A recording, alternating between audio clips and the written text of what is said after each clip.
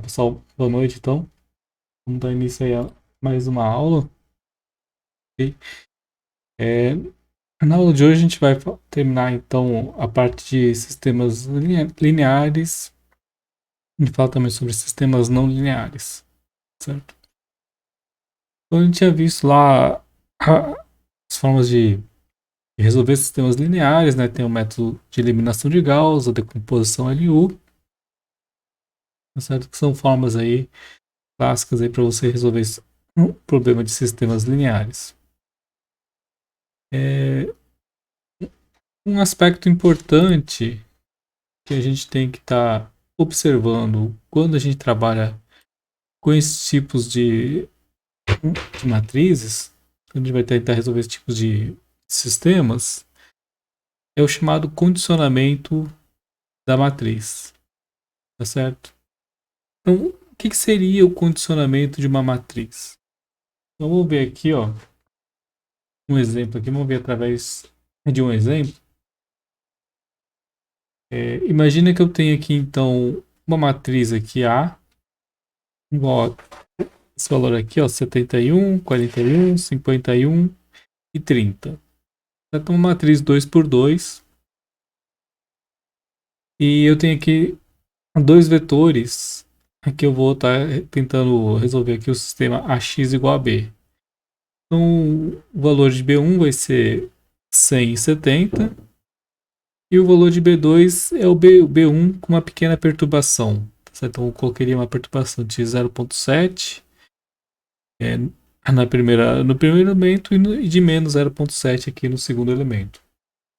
Certo? Então você vê que a diferença aqui é pequena. A diferença de B2 para B1, uma diferença aqui pequena que a gente tem entre elas. E aí eu vou pedir para resolver aqui os dois sistemas. Peço para resolver o x1 e peço para resolver o valor de x2 usando aqui B2 como entrada. Tá certo? Se eu pedir para executar, observe o que vai acontecer aqui, ó. Eu tenho aqui o valor usando o B1 e aqui o mesmo o valor de x usando B2 como entrada. Certo? O que vai estar acontecendo aqui, ó? Olha só, eu calculei aqui o erro na entrada.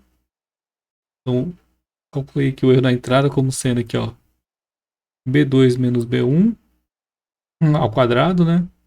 Dividido por B1 ao quadrado. Certo? E aqui também o erro na saída é a mesma coisa. x2 menos x1 ao quadrado dividido por x1 ao quadrado. Certo? Então, seria aqui a norma raiz quadrada, né, do vetor aqui da soma dos vetores ao quadrado. Eu tirei aqui a norma dos dois vetores e dividi aqui então por eles. E aí a gente encontra um número aqui que eu chamei de erro na saída e outro aqui que é o erro na entrada. Certo? Então eu peguei os dois vetores e verifiquei aqui qual que é a discrepância entre eles. Então olha só o que está acontecendo aqui no meu caso. Ó. Por uma variação da entrada de 0,006, tá certo? A variação que eu tenho na saída, ó, é de 0,4, tá certo? Apesar de numericamente esses números ambos serem pequenos, o que vale a pena a gente observar aqui é o seguinte: eu tenho aqui uma diferença aqui de ordens de grandeza, ó. Enquanto isso aqui está aqui, ó, em 0,006, o erro na saída ele já pula aqui, ó, para 0,4. Tá certo? Então você tem aqui uma multiplicação de quase duas ordens de grandeza aqui. Você tem quase 100 vezes aqui. O erro da saída é praticamente multiplicado por 100 vezes. Certo? Se eu mudar, se eu também mudo aqui, ó, a minha matriz A, então aqui eu tive uma mudança pequena na matriz A, ó.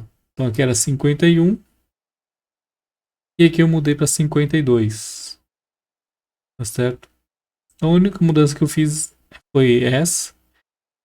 E aqui também eu fiz os mesmos cálculos. Falou de usando a matriz A2, certo? Calculei aqui usando B1, calculei usando B2, certo? Observa que, olha só o que vai acontecer. Eu tenho aqui, olha só. Aqui.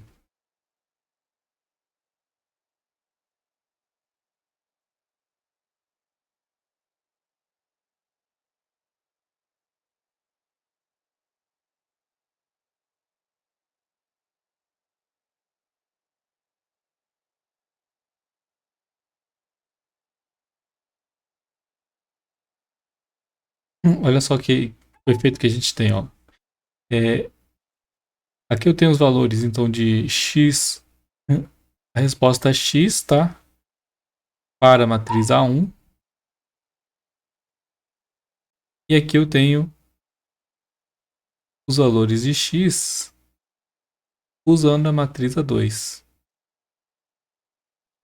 Observa que eu tenho aqui, olha só, eu tenho um salto, ó. Olha só o salto que eu tenho aqui, ó. Eu tenho minha resposta de 3 e menos 3. Ela pula para menos 65 e 115. Tá certo? Isso fazendo uma mudança de apenas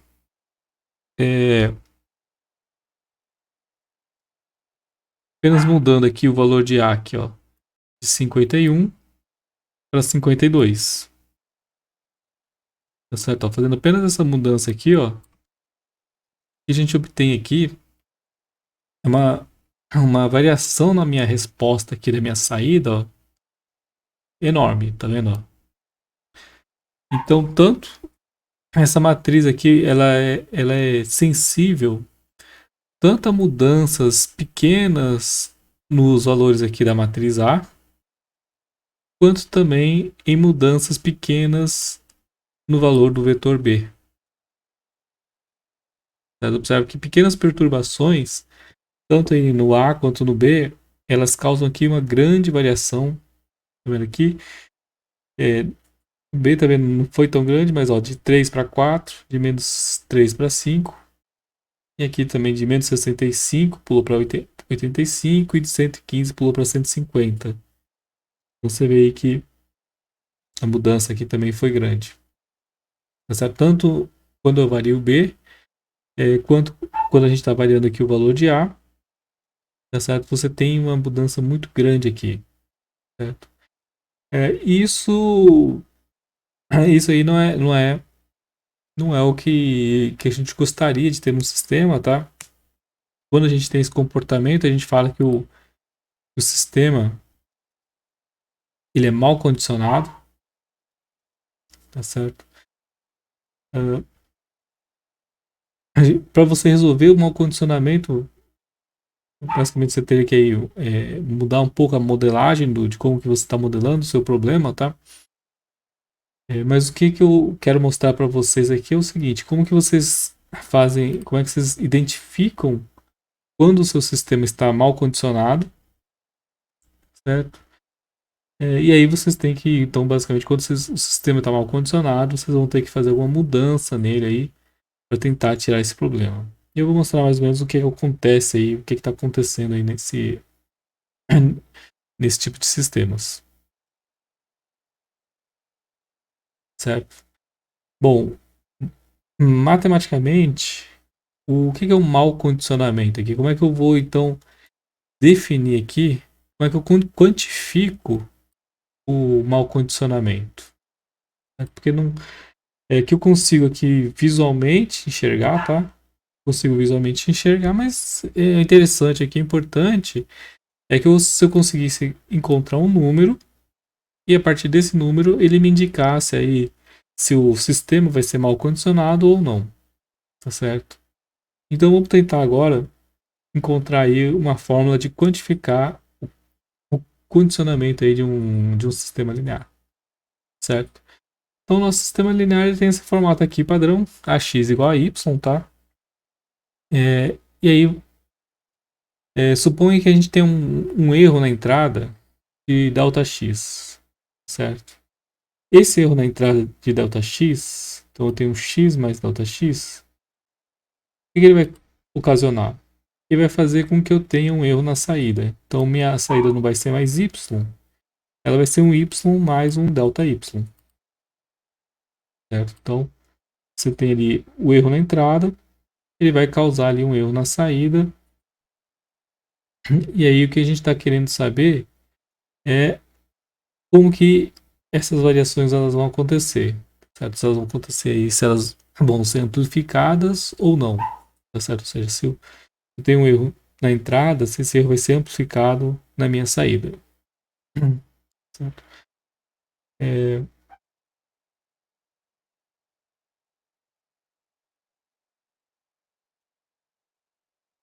e mais especificamente o que eu quero saber aqui, ó, o que eu estou querendo saber mais especificamente é esse aqui, ó. Como que é o erro relativo aqui? Como que está relacionado o erro relativo de x em relação ao erro relativo de y? Certo? Então aqui é importante a gente aqui trabalhar com erros relativos, porque se eu pensar apenas em erros absolutos, tá certo? Não faz muito sentido você pensar só num erro absoluto. Por exemplo, aqui eu tenho o valor de 3, eu tenho o valor de 165, então não faz muito sentido você pensar apenas em erros absolutos, certo? Você tem que pensar aqui em valores relativos, porque esses. Imagina que eu estou aqui trabalhando com uma dimensão e depois, sei lá, imagina que você está trabalhando em graus Celsius, depois você muda para Fahrenheit, certo? Os valores vão mudar ali, a ordem de grandeza vai mudar, mas se você pegar apenas o erro relativo, aí a tendência é que o erro relativo continue aí constante, tá certo? Independente aí das dimensões das variáveis de entrada, tipo de unidades que você está utilizando. Então aqui a gente vai querendo saber como que o erro relativo aqui, ó, é, na entrada se propaga aqui na saída, certo? Bom, se eu pegar aqui essa minha equação aqui, ó, a vezes ΔX igual a ΔY, se eu multiplicar aqui pela inversa de A, aqui eu vou cancelar, vai ter identidade, vai ficar ΔX é igual a inversa de A vezes ΔY, certo? Então, eu tenho aqui, ó, ΔX vai ser a inversa de A vezes ΔY, e aí eu posso também tirar aqui o módulo dessas, é, desses vetores, certo? Bom, eu também tenho aqui que a minha relação aqui, y igual a x, né? Eu também posso tirar o módulo aqui, tá? Isso aqui vai ser. Eu posso aproveitar aqui que isso aqui vou dar dois vetores, tirar o módulo. A igualdade também se restabelece. Então, substituindo essas duas igualdades aqui em cima, a gente consegue chegar aqui, ó, nessa relação, certo? Então, a gente consegue chegar aqui nessa relação.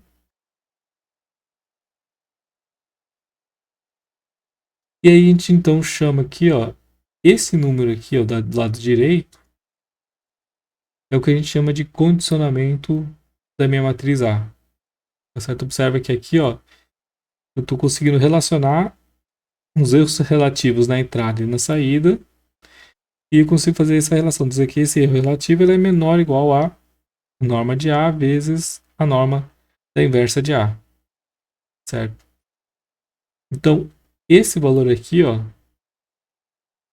é o que a gente chama aqui de condicionamento de uma matriz A, certo? Então, ele vai então me dizer qual que é a sensibilidade que as variações dentro da matriz ou dentro do vetor B, como é que esses erros de arredondamento, tá, eles vão se propagar na minha resposta.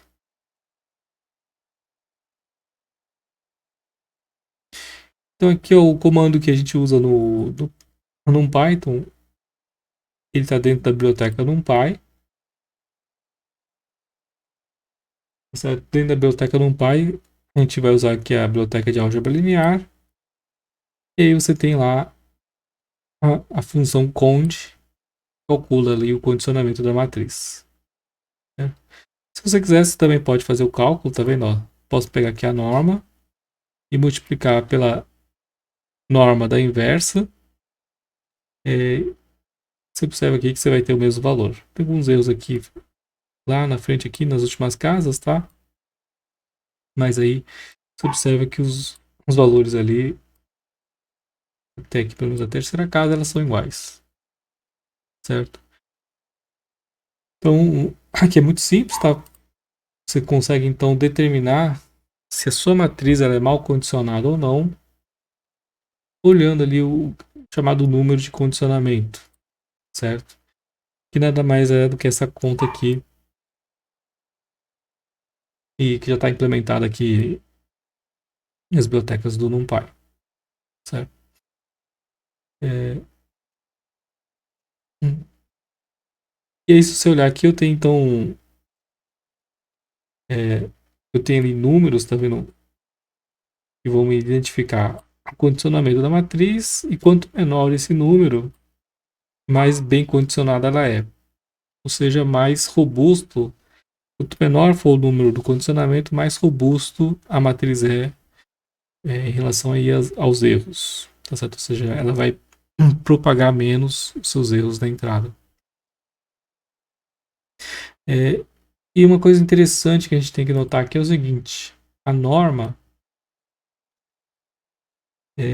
existe aí, na verdade, existem várias formas, tá? De você definir uma norma. Tem norma 1, norma 2, norma infinito, tá certo? Existem várias formas de você definir a norma e por isso você tem também várias formas de você definir o condicionamento.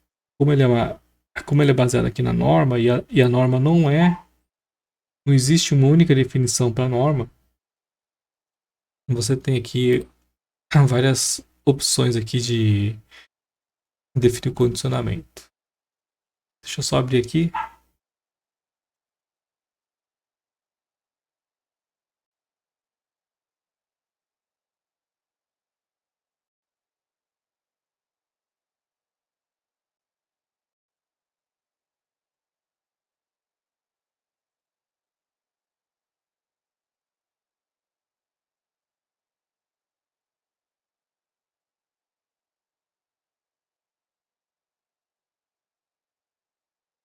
Tá vendo aqui, ó, então aqui eu tenho, você tem várias fórmulas, tá vendo? Você tem a norma de Frobenius, é, a norma máxima, né? E a norma aqui é, da minimização, que era a soma dos valores absolutos. Então você tem vários tipos aqui de normas. Tá vendo? A de Frobenius, essa fórmula aqui, ó. Você pega ali o valor absoluto e eleva ao quadrado, depois faz a somatória e aí você tira a raiz quadrada. Certo? É, e aí você observa então que para uma matriz você tem ali vários valores diferentes de normas e cada uma delas vai te retornar ali um valor ligeiramente diferente, tá? Então, cada um retorna um valor aí ligeiramente diferente. Então, condicionamento também. Né? Condicionamento aqui, a função de condicionamento também vai ter aí vários valores diferentes, embora no geral ali elas não mudem, elas não sejam muito, o impacto delas não seja muito grande. Tanto que então, observa que da mesma forma que a gente tem várias formas de calcular a norma, eu também tenho várias formas de calcular aqui o número de condicionamento de uma matriz. Então aqui eu posso chamar aqui, ó, quando eu não passo nenhum argumento para a função de condicionamento, ele usa aqui,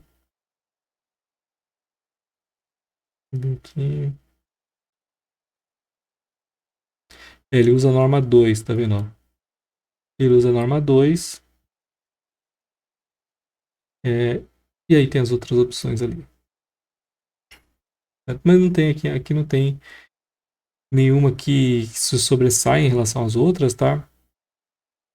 Cada um aí vai ter algum ponto aí que se adequa melhor para determinados tipos de problemas. Não tem uma fórmula aí, não tem nenhum desses critérios que é mais adequado para todos os casos. Aí tem que ver mais ou menos de caso a caso. Você tem que escolher independente aí de cada caso. Bom, vamos agora dar uma olhada aqui graficamente. O que está acontecendo aqui com essa minha matriz? Certo? Então, observe que eu tenho aqui um sistema 2x2. Lembrando que quando a gente tem um sistema 2x2,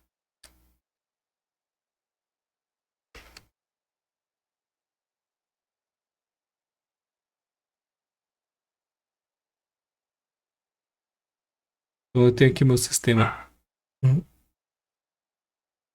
AX igual a Y, né?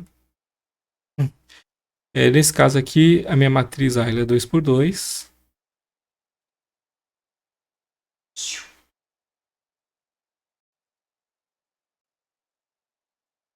E eu vou ter aqui esse sistema aqui, ó. 31, 41, 52, 30, vezes aqui x1, x2, vai ser igual a 100, 70. Então esse aqui é o meu sistema que eu tenho aqui, ó. Eu tenho que determinar as incógnitas, que são x1 e x2. Lembrando aqui que isso aqui, uma outra forma de escrever isso aqui, ó, é como um sistema aqui de equações, que seria aqui 71 x1 mais 41 x2 igual a 100. E aqui 52 x1 mais 30 x2 igual a 70. Tá certo? E aqui eu tenho, então, equações aqui. Eu tenho equação de duas retas. Tem aqui uma reta R1. Eu tenho aqui uma reta R2. Certo? A solução desse sistema aqui, ó, é a interseção dessas duas retas. Certo? Então, se eu plotar aqui o gráfico x1 por x2, a solução que vai fazer com que resolve o sistema linear é o valor de x1 e x2, onde essas duas retas se interceptam. Certo? Então, essa aqui é a minha resposta do sistema linear. Certo? Então, se eu ploto aqui o gráfico da minha reta R1, ploto o gráfico da reta R2, o ponto que eles interceptarem vai ser o ponto aqui onde eu tenho a solução. Certo? E aí o que acontece? O que está acontecendo com esse meu sistema? Olha só o que está acontecendo. As duas retas, elas são praticamente coincidentes. Certo? Então, aqui é o código, tá? Eu calculo o valor de o y da primeira reta, calculo o valor de y para a segunda reta. O x aqui eu usei o mesmo intervalo. E aí eu ploto aqui o valor. Eu faço o plot aqui da primeira reta e da segunda reta. Certo? Então é isso que está acontecendo. Ó. Olha só o que acontece quando eu ploto os dois gráficos. Eles ficam praticamente coincidentes. Certo? Então o fato deles ficarem aqui praticamente sobrepostos é o que causa esse mau condicionamento, tá certo? Ou seja, imagina que... Deixa eu ampliar isso aqui. Deixa eu fazer um pouquinho mais...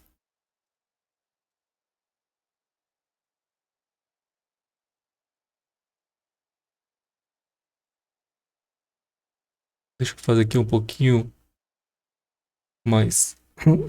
menos sobreposto, tá certo? Então, olha só, imagina que eu tenho aqui as minhas duas retas e aqui eu tenho a minha solução, tá certo? O que acontece aqui? O fato delas estarem muito próximas faz com que qualquer pequena perturbação aqui, ó, uma pequena perturbação nos meus valores, ele faz com que essas retas elas mudem aqui de inclinação e acabem se interceptando em outro lugar. Tá certo? Então, se eu mudo aqui o valor de B um pouquinho, esse ponto aqui, ele já salta aqui, ele vai distancia muito aqui desse ponto aqui. Certo? A mesma coisa se eu mudar um pouco o valor de A, também uma pequena mudança ali vai fazer com que ele salte bastante aqui nesse... devido ao fato aqui das duas retas elas serem quase coincidentes, certo? Então esse é o fato aqui, fato do... No caso 2D, né, no caso onde eu tenho só duas equações, é fácil, a gente consegue plotar e verificar aqui o que está acontecendo. Se eu tivesse mais equações, aí ficaria mais difícil de você conseguir plotar e visualizar esse efeito, certo? Mas é isso que acontece.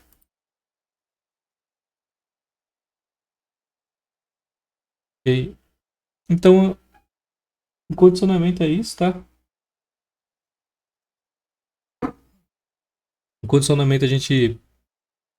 Se a matriz ela é mal condicionada, isso é um efeito que ela vai causar, é um efeito que ela vai ter, ou seja, ela vai multiplicar ali os erros de entrada, e para você resolver isso, você tem que mudar o sistema, certo? Você tem que mudar aqui a modelagem do sistema.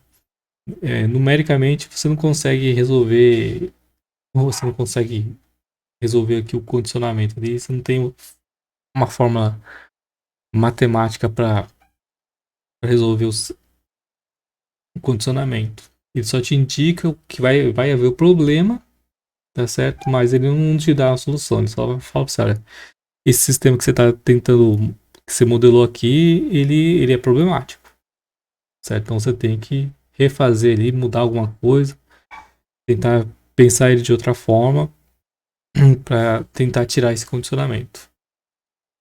Okay? Então fica aqui esse recado, tá?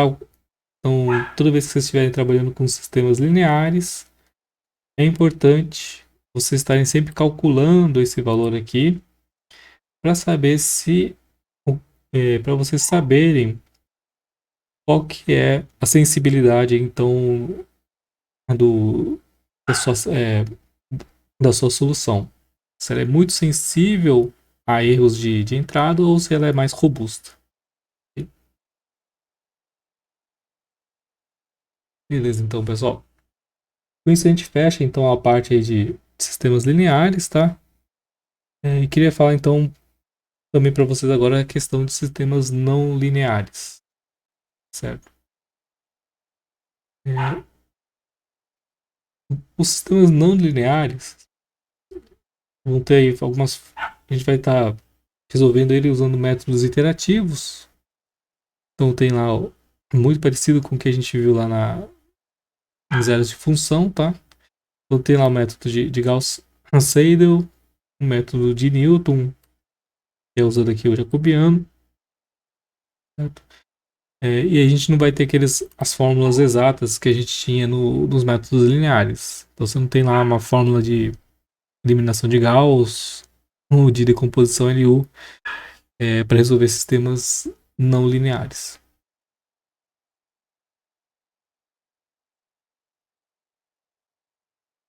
Tá certo? Então lembrando aqui só Lembrando que um sistema, ele é dito, a gente fala que um sistema é não linear se eu não consigo escrever ele dessa forma aqui, ó.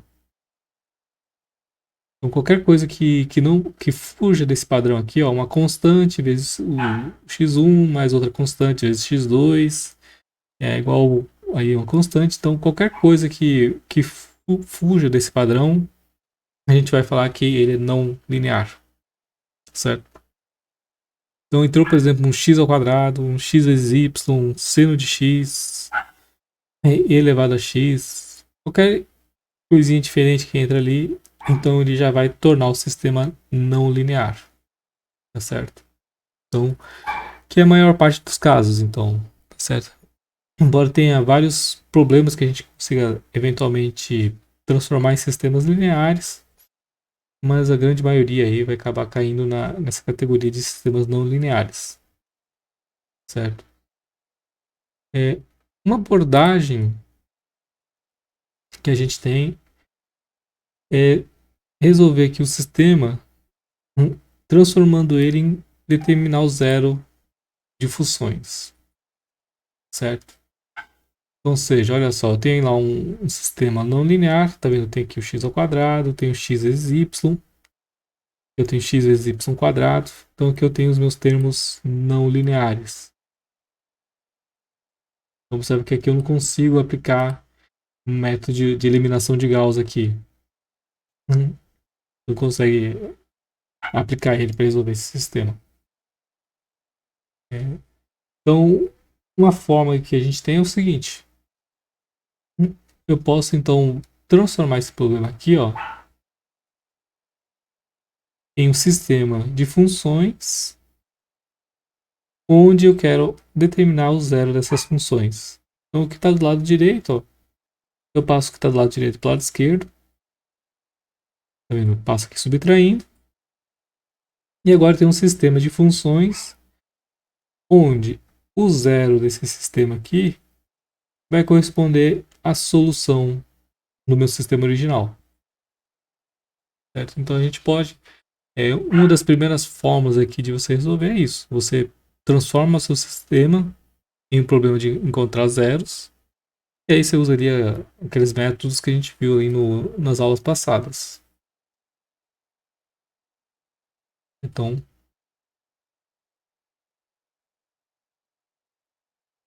por exemplo, aqui, ó, eu posso resolver esse sistema usando ali o comando, a função root da biblioteca de otimização que está dentro ali do SciPy.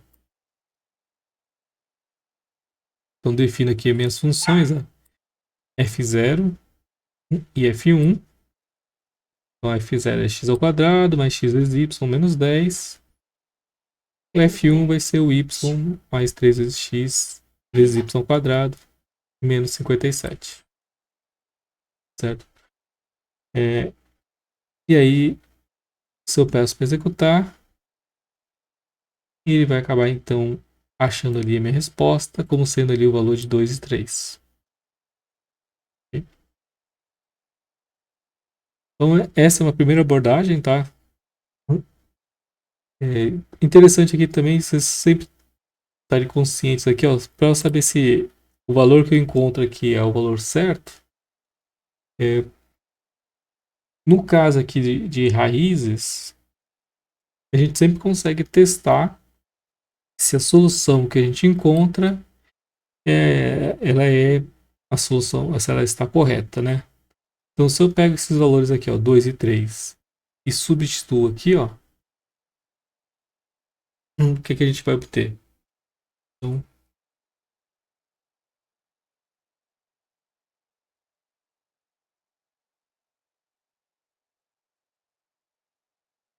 se eu puder pegar aqui,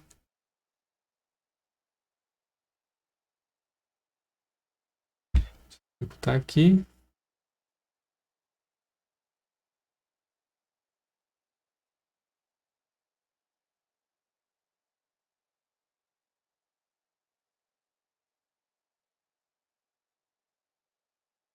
olha só, se eu pego aqui um ponto qualquer,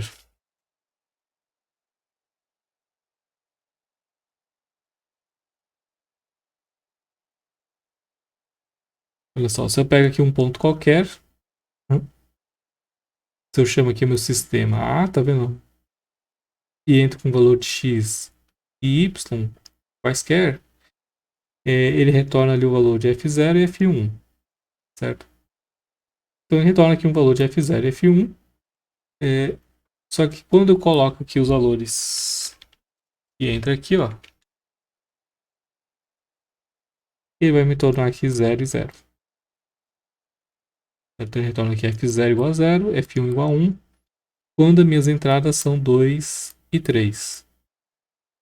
Se eu tiver aqui a minha entrada 2 e 3, vai dar a resposta aqui 0 e 0. Então, ou seja, eu vou ter x ao quadrado mais x vezes y igual a 10. O y mais 3 vezes x vezes y ao quadrado igual a 57. Tá certo? Então, para esses valores aqui ó, de 2 e 3, eu volto aqui para esse sistema aqui, ó. Encontro a solução para esse sistema. Certo? É bem simples. Uma das formas de você resolver aqui sistemas não lineares é utilizar ali as funções aí que a gente viu para encontrar raízes, tá? No caso aqui, raízes de uma função com dois parâmetros, tá certo? Ela tem aqui, ó, x e y, e ela retorna aqui duas coordenadas. Tá vendo? Ela retorna ali um valor de f0 e um valor de f1. Ela tem duas entradas e também tem duas saídas, certo? Pegando qualquer método desses que tenha essa capacidade, vocês podem aí usar qualquer um deles. E aí, então vamos ver alguns métodos então, mais específicos aqui para resolver sistemas para esse tipo de sistemas, tá? Além disso, um detalhe aqui que vale a pena comentar é o seguinte: apesar desses métodos iterativos eles funcionarem aí tanto para sistemas não lineares, mas também funciona para sistemas lineares, certo? A grande vantagem que ele tem na utilização de sistemas lineares é que ele costuma ser mais rápido que os métodos de Gauss e de LU, tá certo? Então aqui ele é um compromisso, tá? Quando geralmente ele converge de forma mais rápida, certo?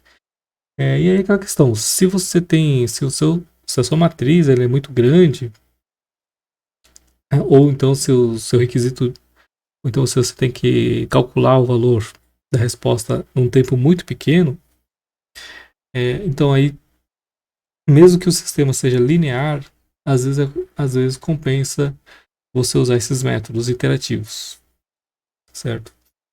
Se você não tiver esses problemas, aí você pode usar aí o LU ou o Gauss, que ele vai dar aí ele te dá uma segurança maior em relação aos valores que ele vai encontrar.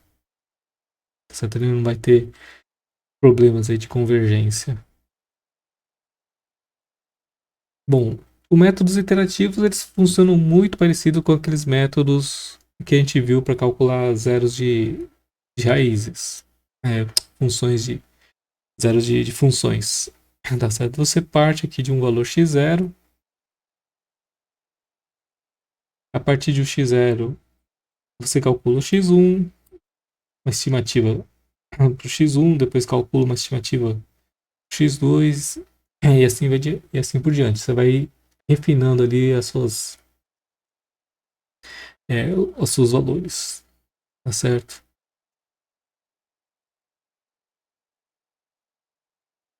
Bom, vamos ver aqui uma primeira forma aqui, que é o chamado Gauss-Seidel, certo? Imagina que eu tenho aqui um sistema de três equações, tá?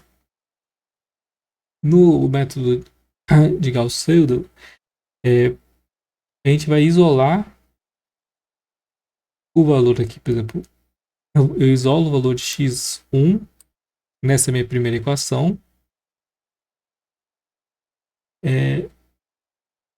E aí, então, eu calculo o meu x1 aqui, ó. Eu vou ter uma estimativa. Eu começo aqui de um ponto inicial, tá? A gente começa de um chute inicial x, x1, x2, x3.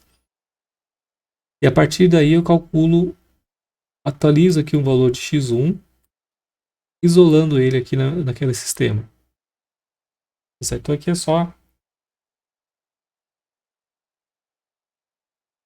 Se eu pegar aqui, ó.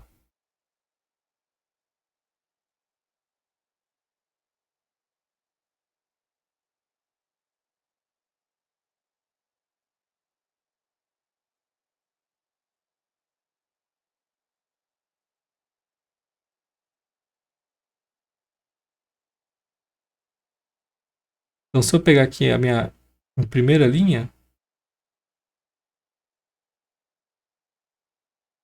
multiplicar aqui por essa coluna, a gente vai ter ali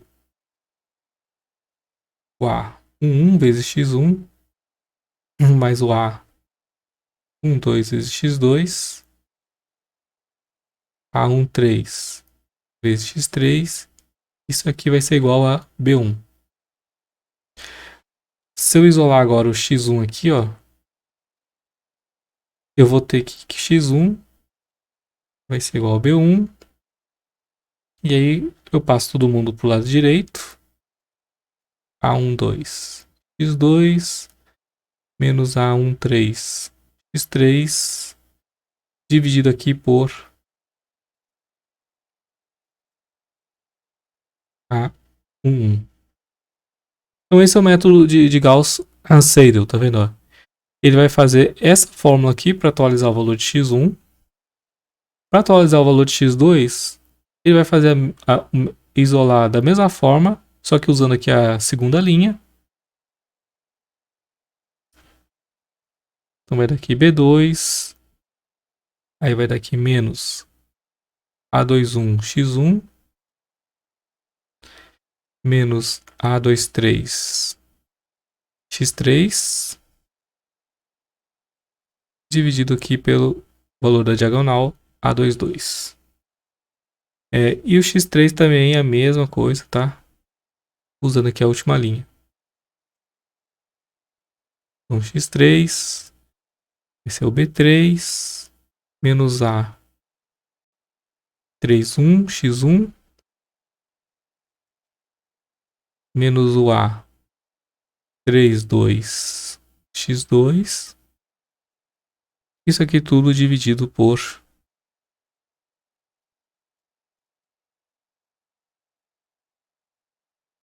A33.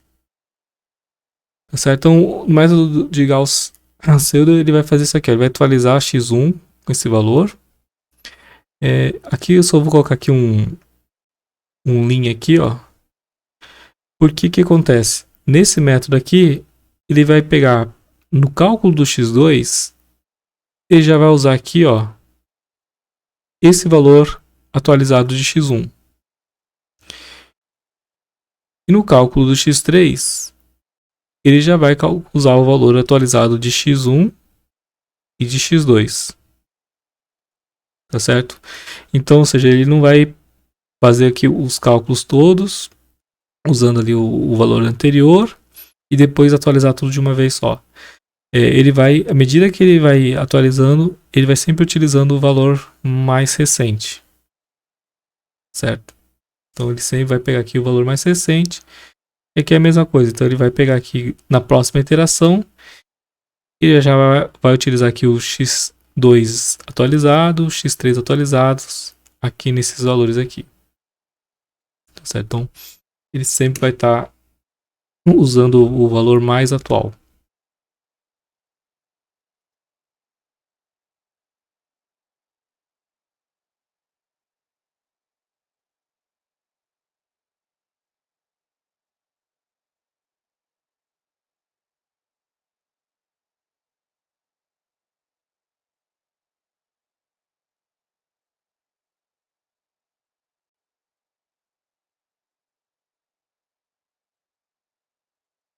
Então aqui as fórmulas, tá vendo?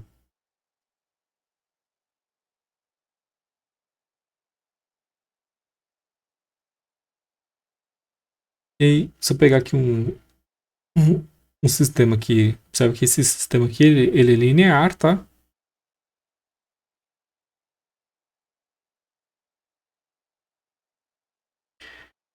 Começa aqui com uma estimativa qualquer, tá vendo? Ó? E aí eu faço o meu laço aqui, ó.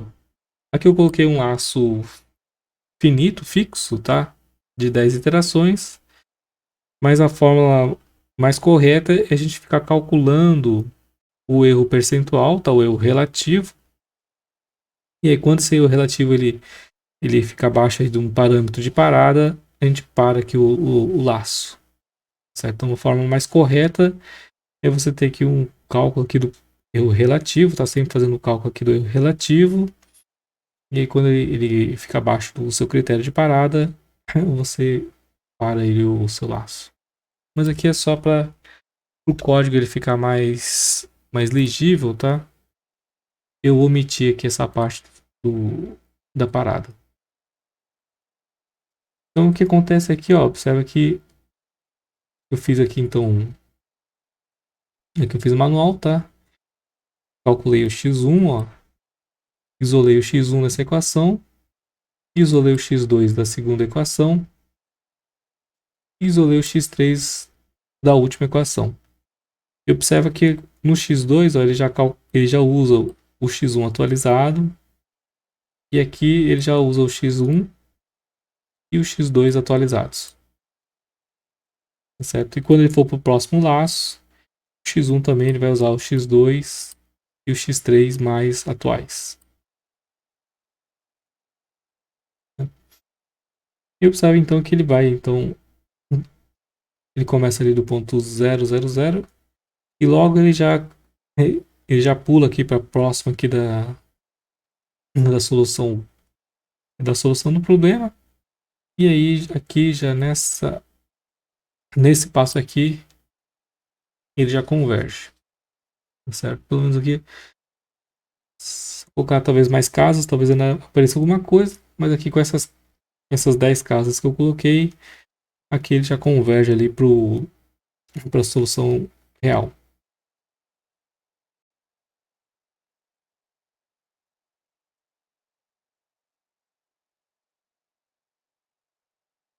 É, bom, se a gente manipular então aqui, essa aqui é uma fórmula, tá vendo? Essa fórmula aqui, ela foi bem aqui, ela foi trabalhada aqui para esse caso específico, tá? Então, para a gente conseguir generalizar, a forma mais eficiente de você generalizar aquelas fórmulas é eu transformar então aqui, ó, criar esse vetor aqui d menos c vezes x, tá? Onde o meu d vai ser igual ao b1 dividido por a1, b2 dividido por a2 e assim por diante, até o bn ser dividido até o d n ser igual ao bn dividido por ann, tá certo? E eu tenho então aqui, ó, a minha matriz C sendo a minha matriz A dividido pelos elementos aqui da diagonal principal com a diagonal igual a zero. Com a diagonal principal igual a zero, tá? Observe que eu peguei cada elemento, dividi pelo valor que estava aqui na diagonal, e aí o valor da diagonal eu zerei. Tá certo? Então, se eu faço essa transformação aqui, é x igual a d menos c vezes x, certo? Eu consigo, então, usar essa minha fórmula aqui, ó, para fazer a minha atualização, certo? Então, aqui eu aqui eu estou construindo o D e o C de acordo com aquelas fórmulas que eu falei, que formato que eu falei anteriormente. E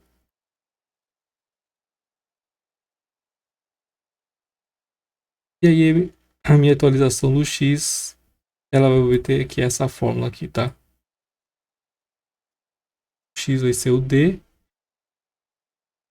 menos o C vezes X. Então aqui eu tenho essa fórmula aqui, ó, X igual a D menos C vezes X. O D tem esse formato, o C vai ter esse formato. E aí a gente então consegue é, resolver esse tipo de problema, tá certo? E a vantagem é que ele resolve aqui, você consegue aplicar ele para matrizes grandes, tá? Então, a vantagem de você usar esses métodos iterativos é que você pode ter aqui, ó, isso aqui tem uma matriz de 1000 por 1000, tamanho 1000 por 1000, ó, e ela vai convergindo aqui com o tempo, ela acaba convergindo para a solução.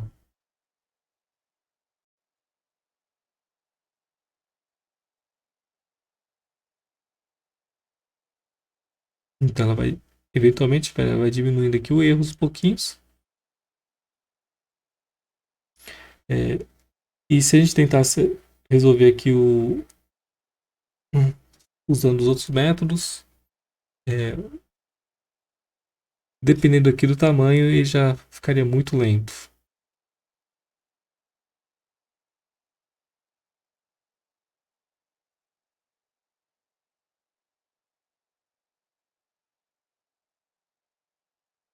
Bom, então esse forma aqui do Gauss-Seidel, ele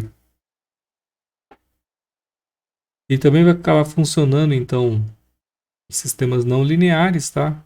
Então essa aqui é a grande vantagem dos métodos iterativos, é que os métodos iterativos eles também funcionam nos sistemas não lineares.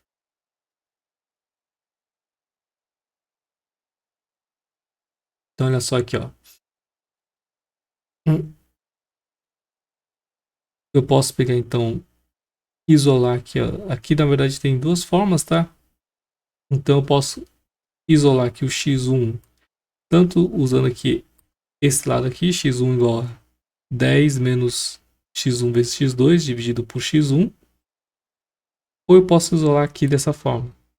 Então aqui, ó, a gente tem duas formas de isolar aqui o x1. Poderia fazer aqui, ó, x1 é igual a 10 menos x1 vezes x2. Eu poderia até fazer a raiz quadrada disso. Eu também poderia fazer aqui x1 é igual a 10 menos x1 ao quadrado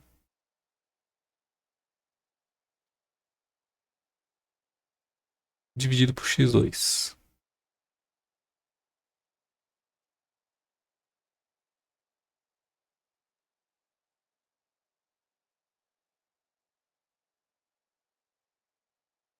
Então, observa que aqui eu consigo isolar de várias formas diferentes, tá? Poderia até fazer aqui outra forma aqui, também poderia ter aqui x1 igual a 10 menos x1, x2 dividido aqui por x1. Então você observa que tem várias formas diferentes aqui que você consegue isolar aqui o valor de x. Não tem problema dele aparecer aqui do lado direito, tá? Isso aqui não interfere aqui na convergência do método. Dele está aparecendo aqui tanto do lado esquerdo quanto do lado direito. Aqui não tem nenhum problema.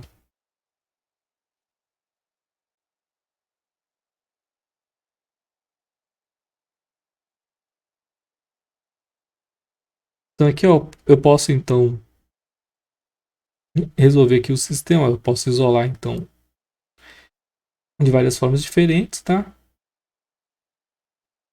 Então eu escolhi aqui essa fórmula aqui, ó. 10 menos x1 ao quadrado dividido por x2. E aqui o 57, que passei ele aqui. Tem várias formas. E aqui eu só, da mesma forma que eu fiz lá no, que eu mostrei ali no condicionamento, aqui a gente não vai ter duas retas, tá? A gente vai ter duas curvas, mas a ideia é a mesma, certo? Ou seja, a interseção das duas curvas é o ponto aqui que vai me dar o valor, a solução do sistema, tá certo? Então observe que aqui eu não tenho mais duas retas, ó, é mais essa propriedade aqui da interseção aqui das curvas continua valendo. Então esse aqui é o ponto onde eu tenho aqui a solução do meu sistema.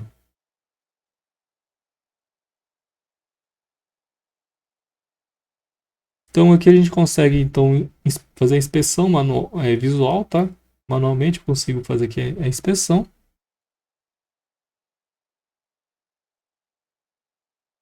Por igual o pseudo também vai ter aqueles problemas parecidos com do método do ponto fixo, tá? E dependendo da forma com que você calcula as atualizações, pode ser que ele não convirja. Você também tem, que, do mesmo jeito que a gente tinha ali esse problema, a gente também tem esse problema aqui no Gauss Pseudo, ele pode não convergir uma solução.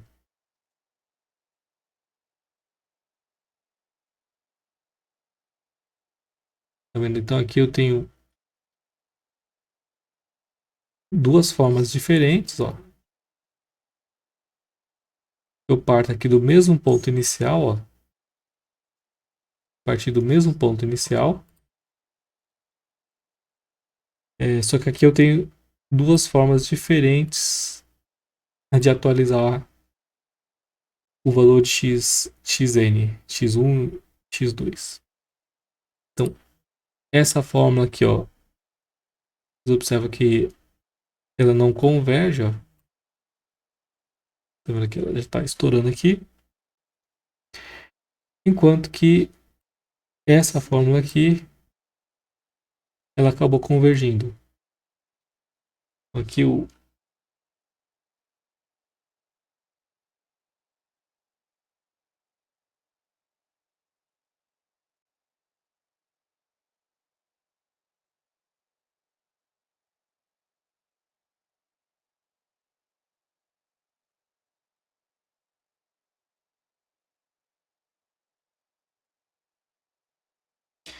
então aqui essa fórmula aqui, ó, seria x1 igual a 10 menos x1 ao quadrado dividido por x2. Aqui x2 igual a 57 menos 3 vezes x1 vezes x2 ao quadrado. Então aqui, ó, essa fórmula aqui de atualização, ela observa que ela não converge aqui para uma solução, ó. Enquanto que a fórmula de baixo,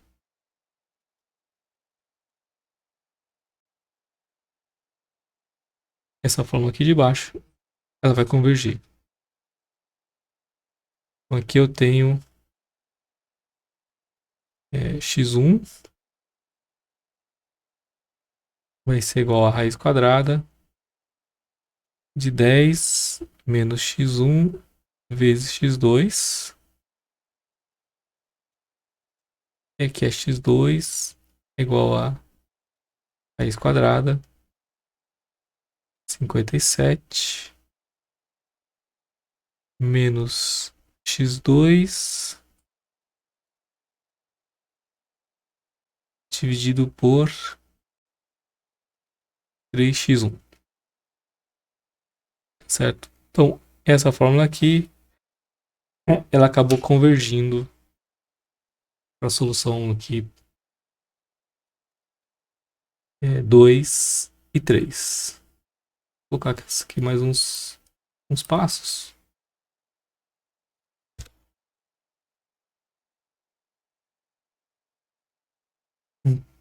Tá vendo? Ela vai, aos poucos aqui, ela vai convergindo ali.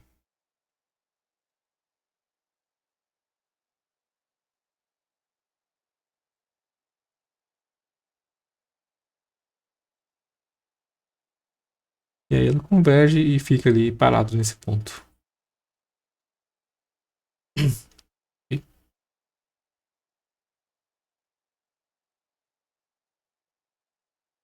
Bom, um outro método aqui bastante interessante para resolver sistemas não lineares é o método aqui de Newton-Raphson, certo?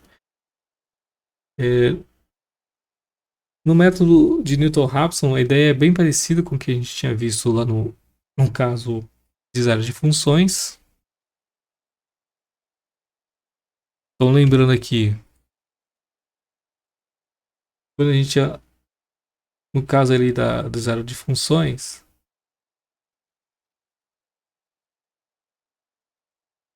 a gente tinha aqui,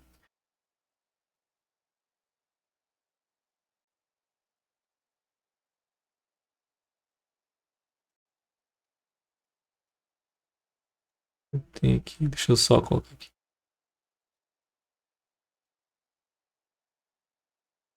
Então, aqui, ó, para a gente achar aqui o zero da função, lembra que a gente pegava aqui a derivada, eu tinha ali o valor de x0,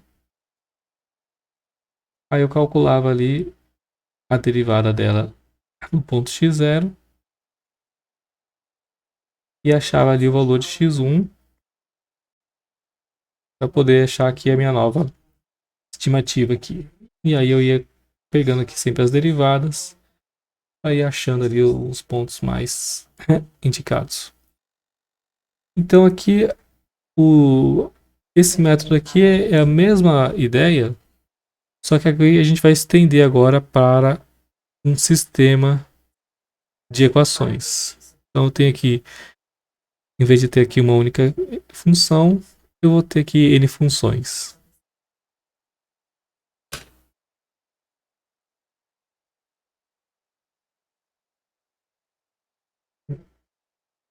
Bom,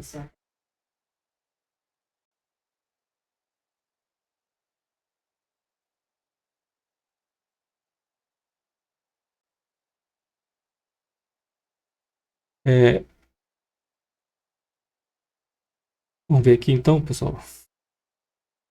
Imagina que eu tenho aqui um sistema aqui de equações, tá? Aí eu tenho aqui a série de Taylor, tá? A série de Taylor a gente usa bastante aqui para tentar identificar ali as nossas soluções. E aí eu posso então expandir aqui o meu sistema de equações usando ali a série de Taylor, certo? Então, fazendo essa expansão, a gente consegue então fazer isso aqui, ó. A gente consegue determinar o valor da função, estimar ali o valor da função usando ali o valor dela em um determinado ponto, certo? E relacionando isso com as derivadas parciais da função. Então,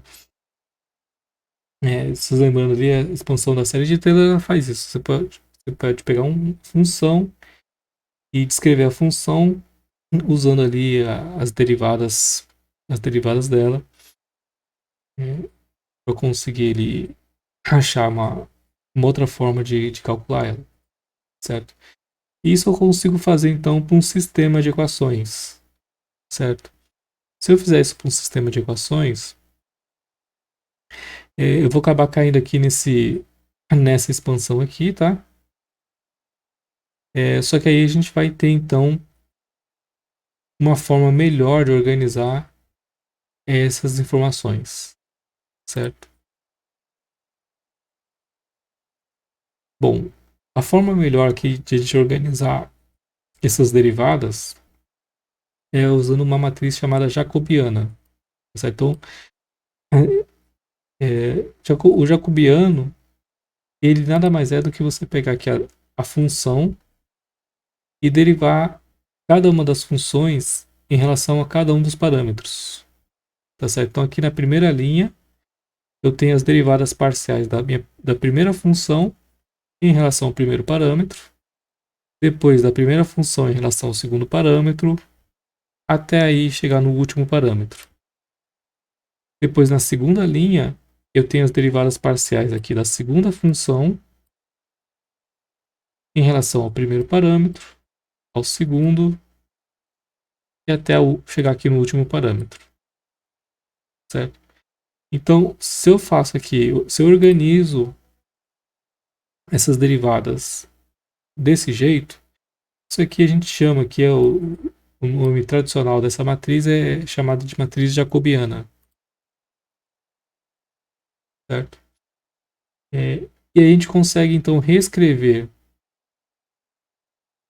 esse sistema aqui, ó.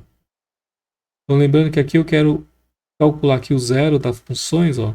Então aqui eu coloco aqui zero, tá? E eu quero calcular aqui o zero dessas funções. Então eu posso pegar esse meu sistema que está aqui e eu consigo reescrever aqui dessa forma aqui, ó. Zero vai ser igual a f mais essa matriz jacobiana vezes o xi mais 1 menos o j vezes o xi, certo? É só a gente fazer aqui o só fazer ali a expansão aqui, tá? Só verificar aqui ó, que eu tenho aqui x, xi mais 1 aqui do lado somando e o xi subtraindo, certo? É,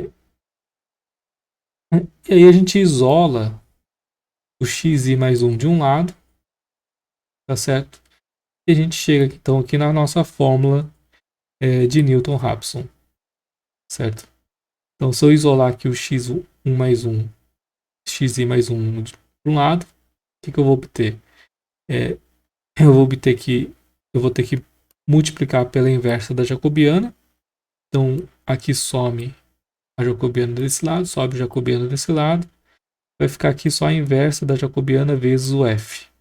Então aqui o inverso da jacobiana vezes o f. E aqui o xi desse lado. Tá certo? Então aqui eu tenho a nossa fórmula do Newton-Raphson. É bem parecida com a fórmula do Newton normal, tá? Que a gente viu.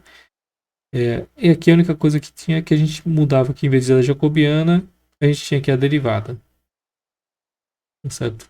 Tinha aqui a derivada da função no lugar aqui do jacobiano.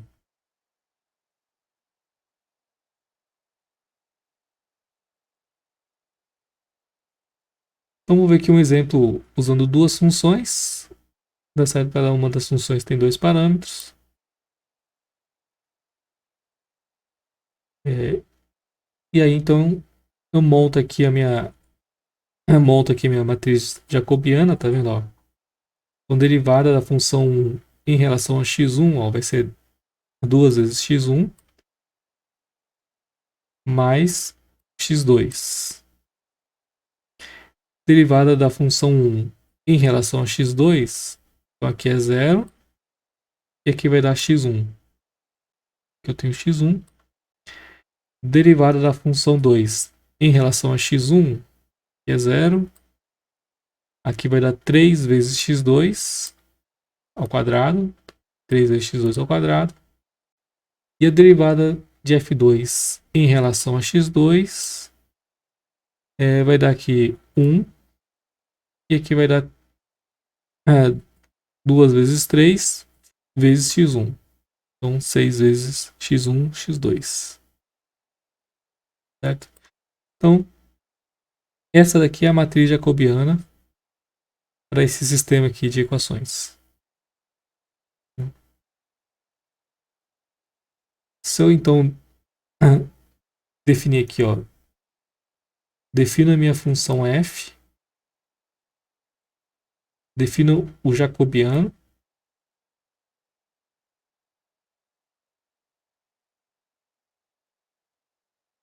e aí eu faço então aqui o cálculo do Newton-Raphson usando a fórmula que eu tinha mostrado anteriormente, ó, xi mais 1 é igual a xi menos a inversa do jacobiano vezes a função x, certo? Então aqui é só a implementação daquela fórmula, tá vendo? Eu defino aqui o jacobiano, defino a função f, escolho um ponto inicial, e aí então, se eu executar aqui, ó, mesmo com um ponto inicial aqui, ele já converge aqui em 4 iterações, e ele já converge aqui pro meu resultado. Ok? Aqui a gente tem aquele mesmo problema, tá? Do Newton Raphson, tá? Observe que para a gente resolver aqui o nosso problema, a gente tem que definir a função jacobiana. Então a gente tem esse trabalho a mais, mas também tem mas também existe também a fórmula ali uma forma parecida com a do secante, tá certo? Então em vez de você passar para o programa um jacobiano, você faz o cálculo ali numérico do jacobiano usando ali aquela aproximação de derivada, certo? Então o método de Newton ele converte bem rápido, tá vendo? Quando ele faz a convergência ele acaba sendo bem rápido, é, mas tem esse problema que você tem que definir essa matriz também. Então não basta apenas você definir o seu sistema, você não tem que somente definir o seu sistema, também tem que definir aqui a matriz de jacobiano. Tá? Assim que, dependendo do caso, às vezes é fácil de você achar, ou às vezes não é tão simples, certo? No caso dele não ser tão simples de você achar, você pode fazer aqui uma aproximação numérica para isso, tá certo? Quer usar aqui um método parecido com o da secante aqui, é como se você estivesse usando aqui a secante para fazer essas aproximações.